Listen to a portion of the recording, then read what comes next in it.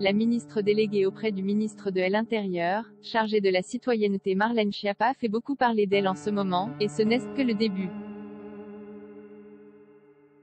Le journaliste de Closer Florian Anselme a en effet écrit une biographie sur la vie de la ministre dans laquelle il revient sur plusieurs événements marquants de son histoire. Parmi ces événements, plusieurs agressions dont elle a été victime. Agressions qui ont peut-être en partie contribué à l'amener à devenir secrétaire d'État chargé de l'égalité entre les femmes et les hommes et de la lutte contre les discriminations entre 2017 et 2020. Dans la biographie de Florian Anselme intitulée La vraie Marlène, enquête sur une ministre qui dérange, Marlène Schiappa réagit également à ce qui lui est arrivé. Le livre dévoile qu'alors qu'elle était adolescente et avec sa sœur Carla, Marlène Schiappa s'est retrouvée face à un exhibitionniste. Un homme surgit et ouvre son manteau pour leur dévoiler ses parties intimes, explique le passage en question. Une scène choquante qui a marqué celle qui, plusieurs années plus tard, fera du harcèlement de rue son cheval de bataille.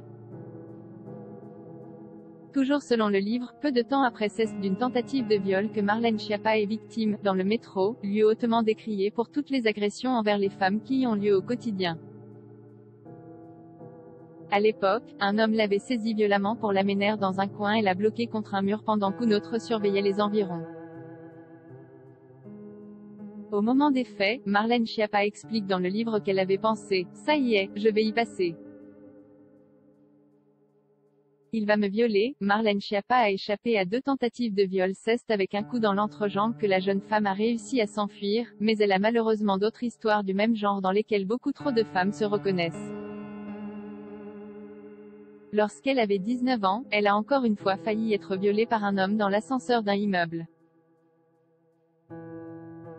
Dès que les portes se referment, d'une main, l'intrus sort son sexe et commence à se masturber.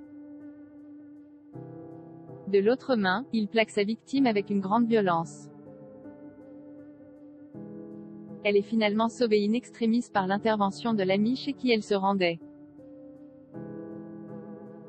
Des agressions violentes et effrayantes qui sont sans doute une des raisons pour lesquelles Marlène Schiappa se veut la défenseuse des droits des femmes même si dans les faits, ses conflits avec les féministes restent nombreux.